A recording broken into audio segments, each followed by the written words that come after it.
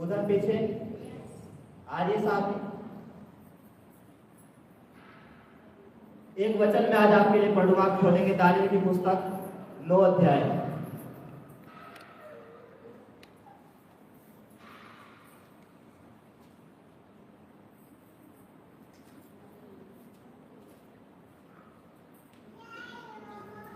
और उसका 1 से लेकर 2 तक मैं पढ़ूंगा।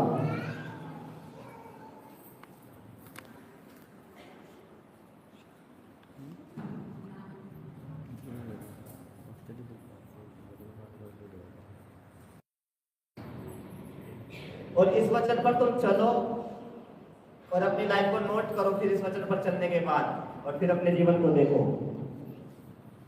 उसमें लिखा, मालिक झरियस का पुत्र दारा, जो कसदियों के देश पर राजा ठहराया गया था, उसके राज्य के पहले वर्ष मुझ दानियेल ने शास्त्र के द्वारा समझ लिया कि यरूशलेम की उजड़ी हुई दशा यहोवा के उस वचन के अनुसार जो यिर्मयाह नबी के पास पहुंचा था, कुछ वर्षों के बीतने पर अर्थात 70 वर्ष के बाद पूरी हो जाएगी।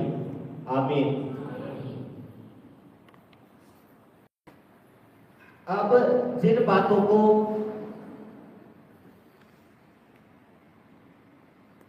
परमेश्वर का दास दानियेल बोल रहा है, वो कह रहा है कि जो दशा यरूशलेम की उजड़ी हुई पड़ी हुई है, उसको मैंने समझ लिया। कैसे समझा?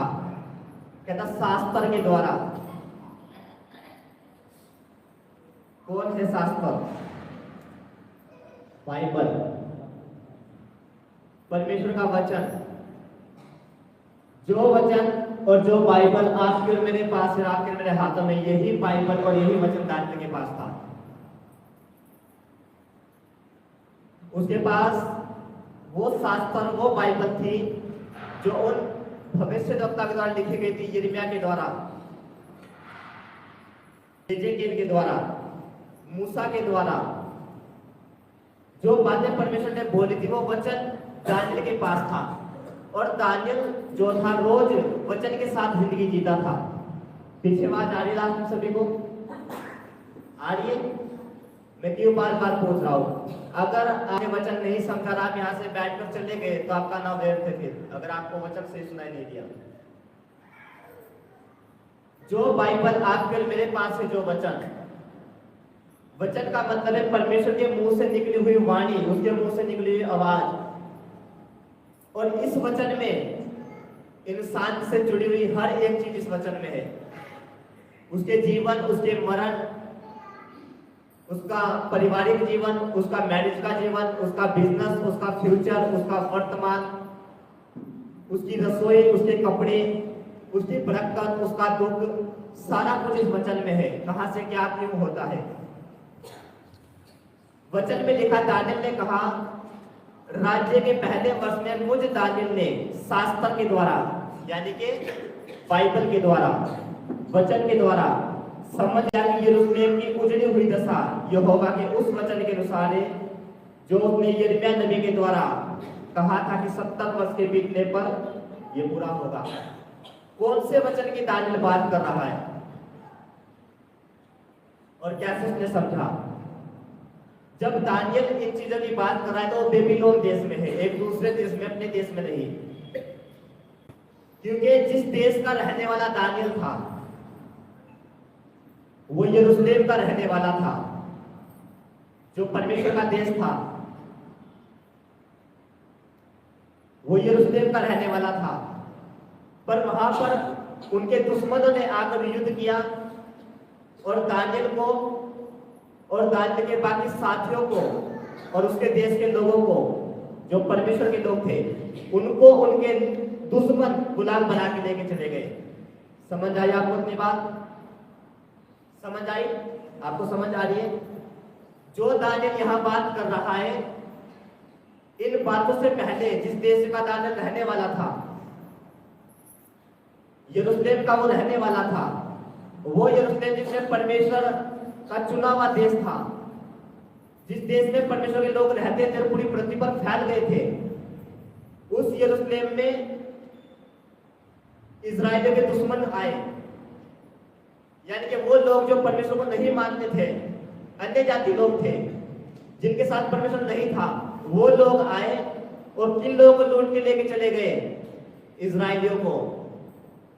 परमेश्वर के चहेते लोगों को वो लूट कर लेकर चले गए और उन्हें गुलाम बनाकर अपने देश में लेकर गए। और दानियल उसी गुलामी के देश में था और उसी गुलामी के देश में उसने दर्शन देखा परमेश्वर की ओर से और उसी गुलामी के देश में वचन को पढ़ता था। दानियल को गुलाम बना के लाया गया था उसके देश से, उसके भाइयों को, उसके साथियों को भी। और वचन में लिखा कि दानियल रोज वचन पढ़ता था परमेश्वर का। उसके दिन की शुरुआत वचन से होती थी। वो एक बड़ा हिस्सा अपने जीवन का वचन को देता था, रोज वचन पढ़ता था। और जब उसने वचन पढ़ा तो वचन में एक दिन ये बात उसके सामने आई। कौन सी बात? हम पढ़ेंगे यिर्मयाह की पुस्तक, उसका 25 अध्याय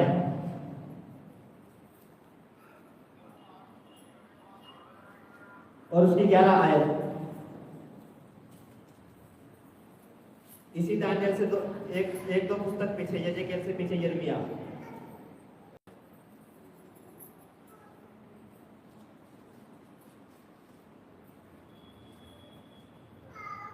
यिर्मयाह 25 उसके 11 में पढ़ूंगा। लिखा, सारी जातियों का यह देश उजाड़ ही उजाड़ होगा और ये सब जातियां 70 वर्ष तक बेबीलोन के राजा के अधीन रहेगी। हालेलुया। ये बातें जो परमेश्वर ने भविष्यवाणी करके यिर्मयाह के द्वारा कही थी, ध्यान से सुनो। क्या कहा था परमेश्वर ने? सारी जातियों का यह देश उजाड़ ही उजाड़ होगा, ये सब जातियां 70 वर्ष तक बेबीलोन के राजा के अधीन रहेगी।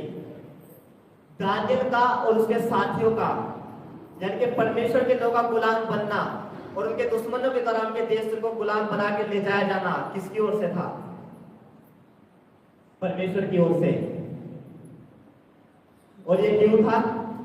क्योंकि बाइबल ये कहती है परमेश्वर ने अपने भविष्यद्वक्ता यिर्मयाह के द्वारा ये कहा था अपने लोगों इस्राएलियों को कि मैं तुम्हारी महिमा को बढ़ाऊंगा, तुम्हें ऊंचा करता जाऊंगा, मैं तुम्हारे देश में कभी अकाल नहीं भेजूंगा, समय पर मैं तुम्हारी खेती पर मेघ बरसाया करूंगा, मैं कभी तुम्हारे शत्रुओं से तुम्हें हारने नहीं दूंगा, मैं तुम्हें ऊपर जयवंत रखूंगा, तुम्हें आगे बढ़ाता जाऊंगा जब तक तुम मेरे वचन में चलोगे, मेरी आज्ञा का पालन करोगे। उसने कहा था, जिस दिन तुम मुझे छोड़कर पराये देवताओं की ओर घूम जाओगे, जिस दिन तुम व्यभिचार करोगे, तुम नशे करोगे, तुम अनंत रीतियों को मानोगे, उसने कहा मैं तुमसे मुंह घुमा लूंगा और फिर मैं इस देश की महिमा को उजाड़ दूंगा और तुमको तुम्हारे दुश्मनों के हाथों में गुलाम बनवा दूंगा। और ऐसा ही हुआ। जब यिर्मयाह की भविष्यवाणी के कुछ सालों बाद इजरायली लोग अपने जीवित परमेश्वर से फिर गए और वो मूर्तियों की ओर फिर गए और अपने हाथों से मूर्तियां बना बनाकर और हाथों की तरह बनाई गई मूर्तियों को पूजने लगे और सूर्य चंद्रमा की वो उपासना करने लगे और अनंत रीतियों में वो फंस गए, खुदा बन के इजरायली लोग। जब वो दूसरे लोगों जैसे काम करने लगे, वो नशे करने लगे, वो नशे की खेती करने लगे, वो नशा करने लगे, नशा पीने लगे, जिसको जो पसंद है उस लड़के के साथ व्यभिचार कर लिया, उस लड़के के साथ व्यभिचार कर लिया, मैरिज होने के बाद भी बाहर लफड़े पाल लिए और जीवित परमेश्वर को छोड़ दिया। जब वो इस प्रकार के घोर अपराध और पाप करने लगे, तब परमेश्वर ने उनकी ओर से अपना मुंह घुमा लिया और उनके दुश्मनों को उनके खिलाफ उभार दिया। उनके दुश्मन आके उनको गुलाम बना के लेके चले गए। अब सुनो, जब ये विपत्तियां ने दुख पड़े, इनमें दानियल भी शामिल था, तो वो वचन पूरा हुआ जो परमेश्वर ने यिर्मयाह के द्वारा कहा था कि इस्राएल ने पाप किए। परमेश्वर ने उनके दुश्मनों को उभारा और वो इस्राएल के प्रभु के लोगों को गुलाम बना के लेके चले गए। जब गुलाम बना के लेके चले गए तो बाइबल कहती है दानियल वहां पर भी प्रार्थना वाला जीवन और वचन वाला जीवन जीता रहा। और जब वचन वाला जीवन जीता रहा तो एक दिन परमेश्वर ने बुद्धि खोली कि तुम क्यों यहाँ गुलाम बना के लाए गए हो, तुम्हारे ऊपर ये दो बड़े संकट क्यों है। लिखा, मुझे दानियल ने शास्त्र के द्वारा जान लिया। किसके द्वारा जान लिया? शास्त्र यानी कि वचन के द्वारा मैंने जान लिया कि मेरी और मेरे घराने की और मेरे लोगों की ऐसी दशा क्यों है, हम क्यों गुलाम बनाए गए हैं, क्यों हमारे बैरी और विरोधी हम पर प्रभुता कर रहे हैं। किसके द्वारा जाना? वचन के द्वारा। वो बंदा प्रभावशाली जीवन जी सकता है धरती के ऊपर जो वचन को रोज खाता है और रोज पढ़ता है।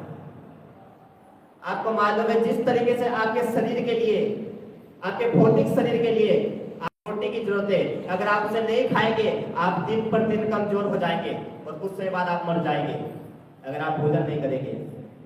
आपकी आत्मा के लिए वचन रोटी है, वचन ही आपकी आत्मा का भोजन है। अगर आप इसे नहीं खाएंगे आप आत्मा में मर जाएंगे, और आत्मा में मरना शरीर की मौत से भी भयानक है।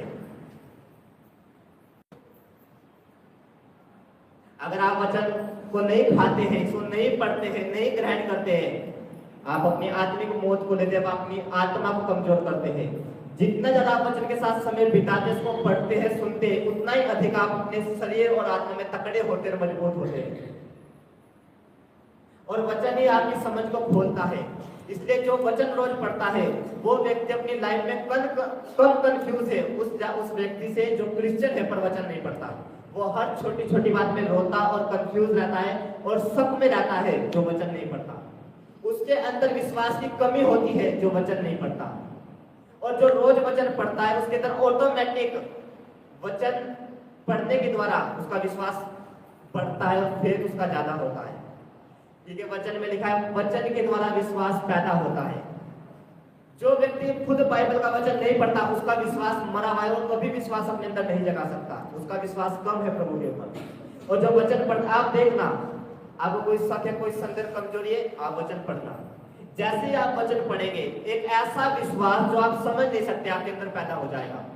ठीक है, लिखा सुनने से वचन सुनने से विश्वास पैदा होता है जब आप वचन पढ़ते हो। वचन के द्वारा दानियल ने समझा था कि क्यों हमारी दुर्दशा है। आपको समझ नहीं आता कि मेरी ये बीमारी के अंदर में क्यों चलती आ रही है, मैं कभी भी चीज से बाहर क्यों नहीं निकल पा रहा हूँ, मेरे जीवन में चीज क्यों नहीं आ रही है, मेरे जीवन से दुखड़ा खत्म क्यों नहीं होता, मेरा जीवन ऐसा क्यों नहीं बनता, मेरे जीवन में आशीष क्यों नहीं आती। और आपको तब तक समझ नहीं आएगा जब तक आप वचन के साथ अपना व्यक्तिगत रिश्ता नहीं बनाएंगे। आपने अपने मेंटर के द्वारा वचन सुन लिया, अच्छी बात है, बहुत अच्छी बात है, ठीक है, वो आपको समझ दे सकता है। लेकिन आपका जो व्यक्तिगत वचन खुद पढ़ता है उसको आपके मेंटर भी उसकी कमी पूरी नहीं कर सकता, आपका पास्टर भी उसकी कमी पूरी नहीं कर सकता। जो आप खुद करेंगे वचन पूरा पढ़ के, आपका पास्टर आपको भेद समझा सकता है, जैसे मैं आज आपको समझा रहा हूँ वचन पढ़ना क्यों जरूरी है। लेकिन जो रिश्ता का खुद बनेगा वचन पढ़ने से वो नहीं बन सकता। इसलिए आपको आदत डालनी होगी खुद रोज बाइबल पढ़ने की, वचन पढ़ने की। लिखा दानियल ने वचनों के द्वारा समझ लिया कि हमारी दशा कैसे है। आप वचनों के द्वारा समझेंगे कि मेरा हल कैसे होगा और मेरा ये दुख क्यों है और मेरे जीवन में प्रॉब्लम क्यों है। वचन आपको बताएगा कि मेरे बेटे ये तेरा केस कैसे हल होगा, तेरे जीवन में दिक्कत कैसे है, कब खत्म होगी, कब तक की है, ये वचन तुम्हें बताएगा और सिखाएगा। हालेलुया। इसलिए शैतान नहीं चाहता कि आप वचन पढ़े। दानियल ने क्या कहा दानियल ने कि मैंने शास्त्र के द्वारा समझ लिया कि हमारी उजड़ी हुई दशा क्यों है, वचन के द्वारा मैंने समझ लिया। और आप में से कितने ऐसे लोग होंगे यहाँ जिनके पास खुद की बाइबल नहीं है। कितने ऐसे लोग होंगे, अगर 100 में से 10 के पास बाइबल है तो उन 10 में से कितने लोग रोज वचन पढ़ते हैं। आप 12 घंटे अपने उस भोजन के लिए मेहनत कर सकते हैं जो भोजन अब खाकर आपको 8 घंटे बाद भूख लग जाएगी, लेकिन उस आप कितना पढ़ते हो उसे।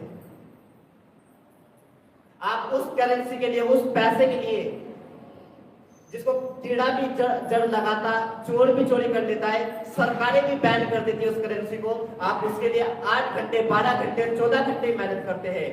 पर आप अपने उस आत्मिक धन के लिए जो स्वर्ग में इकट्ठा होता है, जहां ना तो चोर चोरी कर सकता है ना कीड़ा सेंध लगा सकता है, आप अपने उस आत्मिक धन के लिए कितनी मेहनत करते हैं, कितनी मेहनत करते हैं। आपके पास बहाना है मुझे वचन पढ़ना नहीं आता, कितनी मेहनत करते हैं। आप 1 घंटा ट्यूशन लगा लीजिए हिंदी का, आपको पढ़ना आता है, लेकिन सब काम छोड़कर आप रोज आधा घंटा 40 मिनट या 1 घंटा वचन पढ़ने में बिताते हैं। जब आप वचन पढ़ते हैं आप आत्मिक धन इकट्ठा करते हैं और उस आत्मिक धन से आप जो चाहे खरीद सकते हैं। तो कितनी आत्मिक मेहनत आप करते हैं। दानियल ने कहा मैंने शास्त्र के द्वारा समझ लिया कि मेरी उजड़ी हुई दशा इस कारण है।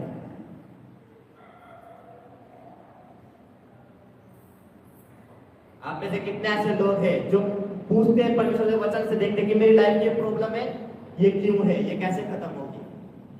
जब दानियल ने वचनों को पढ़ा तो दानियल को समझ आई कि हमारे पूर्वजों ने और हमने परमेश्वर की नजरों में पाप किया और गुनाह किया, इसलिए हम उजड़ गए, इसलिए हम गुलाम बनाए गए। उसके बाद एक वचन हम फिर पढ़ेंगे, यिर्मयाह उसका 29 और उसकी 10 आयत में पढ़ूंगा।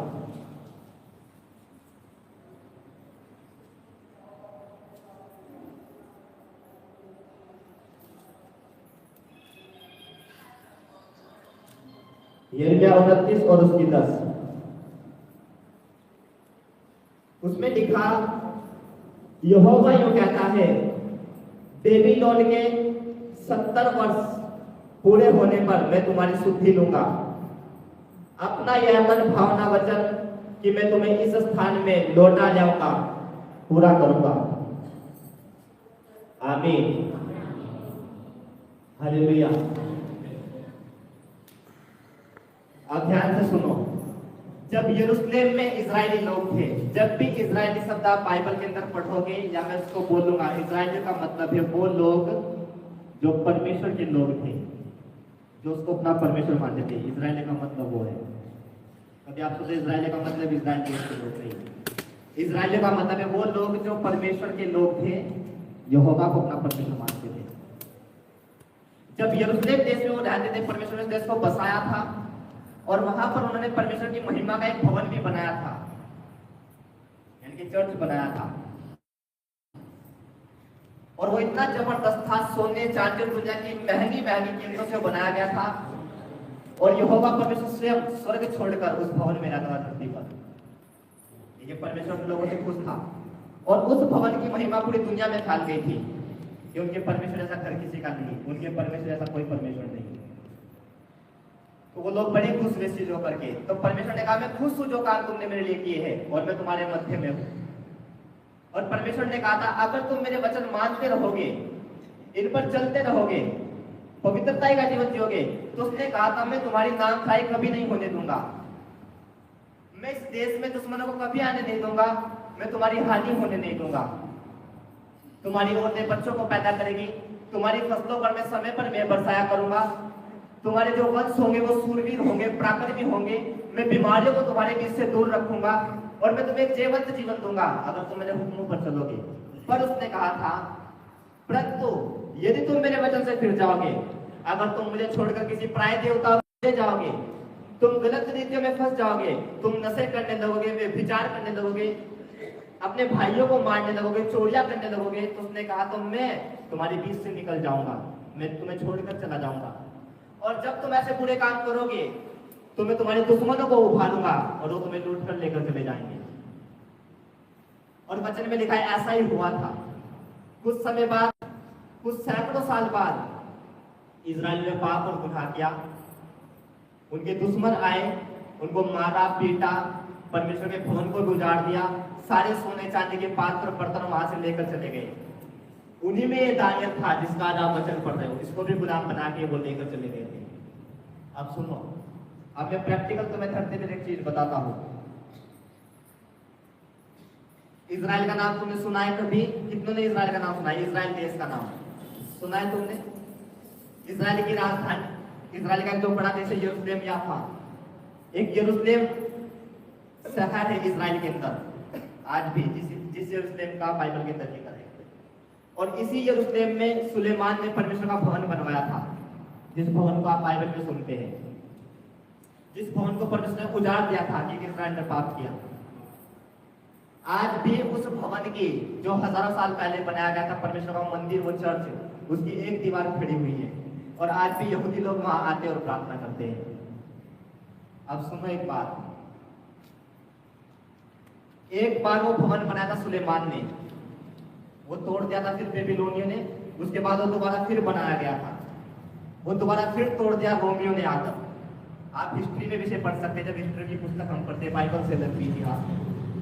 वो रोमियो ने तोड़ दिया था। उसके बाद रोमियो की सरकार वहां बनी इजराइल के अंदर। अब वो 2 बार तोड़ दिया गया है, अब उसकी एक दीवार पड़ी हुई है।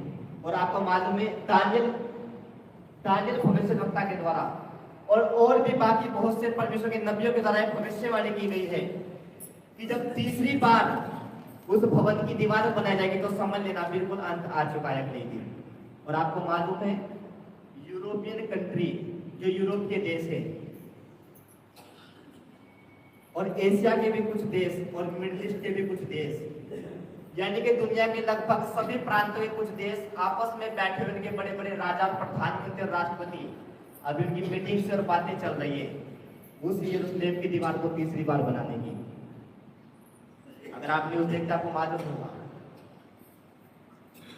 सरकारें, प्रांतों की सरकारें बात कर रही है कि उस भवन को दोबारा बनाया जाए। आपको मालूम है ये अंत के दिन की निशानी बाइबल में पहले लिखा हुआ है, तीसरी बार उसकी नींव फिर डाली जाएगी। अब ये तो मैंने आपको बताया प्रैक्टिकली कि आप अपने आंखों से देख सकते हो कि बाइबल की एक एक बात सच है, छुपी हुई बात नहीं है कि छुपी हुई है। आज भी तुम इजराइल चेक करो, यरूशलेम चेक करो, यूट्यूब पर देखो, न्यूज सुनो सरकारों के प्रांतों की कि वो डिसीजंस ले रहे हैं कि हम इसको बनाए। 2 बार उन्हें ऑर्डर निकाल दिए हैं लेकिन किसी ना किसी बात के कारण वो कैंसिल कर दी गई थी। अब तीसरी बार भी मीटिंगें बैठी हुई है इसको बनाया जाए। वो कैंसिल क्यों हो रहे हैं? क्योंकि प्रभु भी लोगों को और टाइम दे रहा है कि मन फिराओ, प्रभु के ओर लौट आओ। लेकिन जिस दिन उसकी नींव डलेगी उस दिन परमेश्वर आ जाएंगे अपने घोड़ों पर बैठकर अपने लोगों को लेने के लिए। अब ये तो रही आंखों से देखने वाली बात। अब मैं भेद आपको बताता हूँ। तो जब उन्होंने पाप किए तो उनके दुश्मन उन्हें लेकर चले गए और वही दानियल ने प्रार्थना और वचन वाला जीवन को बिताता गया और परमेश्वर ने समझ ली। इसलिए जरूरी है रोज बाइबल को पढ़ना, क्योंकि बाइबल के वचन के द्वारा ही परमेश्वर आपको समझ देंगे कि तुझे अपने बंधन से कैसे निकलना है।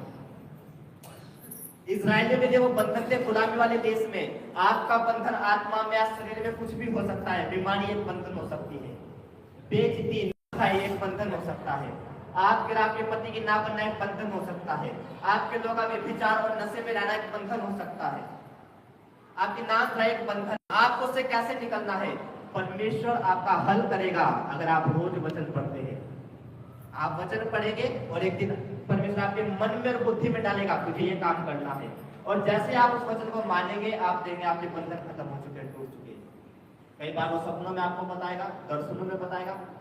आत्मा से वही लोग भर पाते हैं और सपने और दर्शन खुदा की ओर से वही लोग देख पाते हैं जो रोज बाइबल पढ़ते हैं। बिना बाइबल के आप कभी दर्शन नहीं देख सकते, आप कभी सपने परमेश्वर की ओर से नहीं देख सकते अगर आप बाइबल नहीं पढ़ते। हाँ, आपको शैतानी सपने जरूर आ सकते हैं अगर आप बाइबल नहीं पढ़ते, लेकिन बहुत कम होगा। लाखों में एक बंदा ही कई बार ऐसा होता है कि जो अगर बाइबल नहीं पढ़ रहा है तो उसे सपना आ जाए प्रभु की ओर से, प्रभु से कुछ बात कर दे। वरना जो ज्यादातर जो बातें परमेश्वर ने वचनों के द्वारा करते हैं और जो वचन में जीवन बिताते हैं, उस समय बिताते हैं, वो आत्मा से भरते हैं। परमेश्वर उनके दिलों में, उनकी बुद्धि में बातें डालते हैं कि तुझे ये करना है। जैसे वो उस काम को करते तो सफल होते हैं। हालेलुया। तो एक तो आपके पास अपनी खुद की पर्सनल बाइबल होनी चाहिए, इसे खरीदो सबसे पहले। नहीं ये चर्च को बताओ, अगले संडे से अगले तक आपको मिल जाएगी। दूसरा, अगर आपके पास बाइबल है, अच्छा यहाँ कोई ऐसा है जो 80 साल से ऊपर का हो? कोई है? यहाँ हाथ दिखाओ मुझे एक जन जो 80 साल से ऊपर यहाँ बैठा हो है। 80 साल से ऊपर कोई? 80 साल से ऊपर का कोई है यहाँ? है क्या कोई? कहाँ है 80 साल?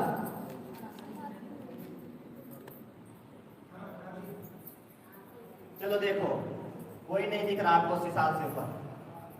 आप में कोई 15, कोई 20, कोई 25, हद के 50-60 का होगा कोई। और आप कहते हैं मेरी तो उम्र हो गई, मैं क्या सेवा करूंगा? अब इस बुढ़ापे में मैं कहाँ पढ़ना सीखूंगी बाइबल? कहाँ पढ़ना सीखूंगा बाइबल? सबसे पहला इंसानी रूप में चुना गया ग्रेट लीडर मूसा कितने साल का था जब सेवा के लिए चुना गया? कितने साल का था? 80 साल का। वो कहता प्रभु मैं तो बूढ़ा हूं, मैं कैसे जाने को छुड़ा के ले जाता हूं, मैं कैसे भाग दौड़ कर सकता हूं?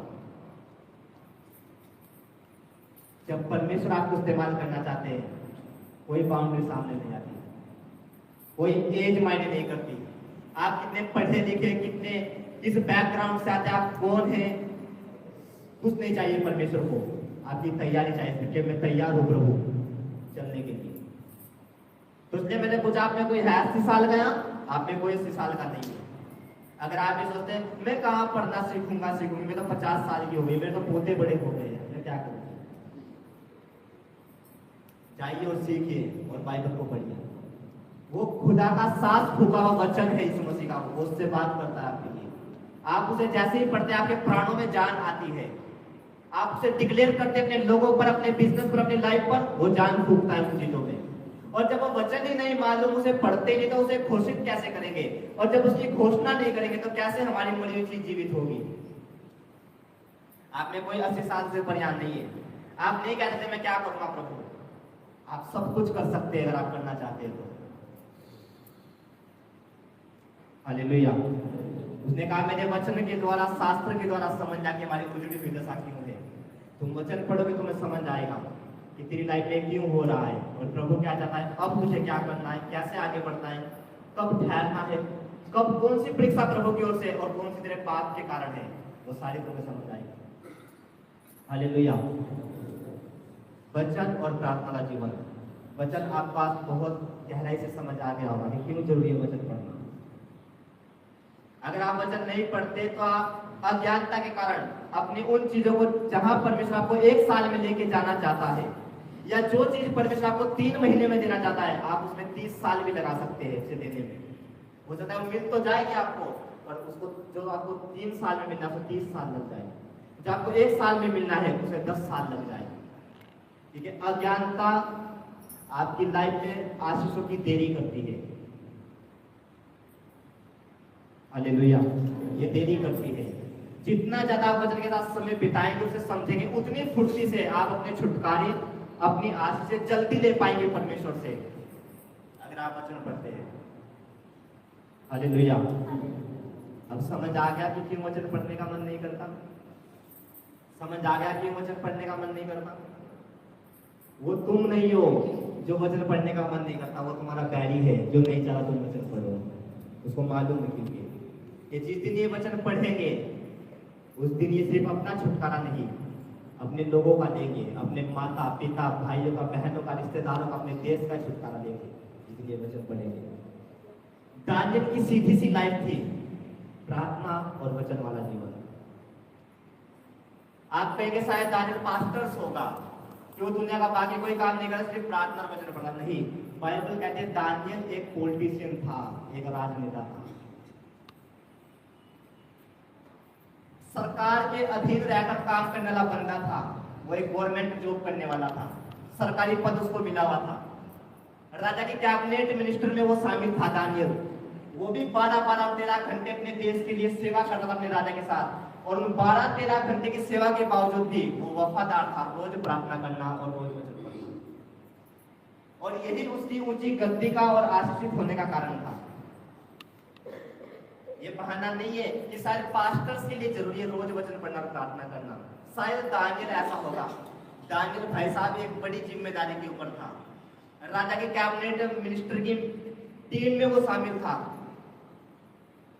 और फिर भी रोज प्रार्थना करना, इतने बड़े काम करने वाला, रोज वचन पढ़ना। और यही कारण था कि कोई बैरी उसे गिरा नहीं सका, और दानियल का पद ऊंचा ऊंचा और रोज ऊंचा होता गया। उसने राजा का भी अनुग्रह पाया, सरकार का भी अनुग्रह पाया, उसकी पदवी बढ़ती गई, उसका प्रमोशन होता गया। अगर आपको प्रमोशन चाहिए अपनी लाइफ में, आपका बिजनेस हो, आपका आत्मिक जीवन हो, आपका शारीरिक जीवन हो, अगर आपको अगले लेवल पर जाना है, आप कहते हैं मुझे प्रमोशन कैसे मिलेगा, मैं प्रमोट कैसे होऊंगा, मैं कैसे प्रमोशन पाऊं? रोज वचन पढ़ना और प्रार्थना करना, यह आपके प्रमोशन की एक चाबी है, यह आपका तेल है। अगर रोज वचन पढ़ते और प्रार्थना करते हो, यह आपको प्रमोट करेगा, यह आपको आगे बढ़ाएगा, आपको प्रमोशन देगा। Hallelujah, hallelujah, hallelujah. अब मैंने आपको वचन के भेद, इसको नोट करना है, दोबारा वचन जाके यूट्यूब पे सुनना है, अपनी डायरी में इसको नोट करना है। देखो लाइफ कैसे तुम्हारी होती है, वचन से उसने जाना था, इसलिए वचन को आधार अपना, रोज वचन पढ़ना। वचन और प्रार्थना। हम आते दूसरे टॉपिक पर, प्रार्थना।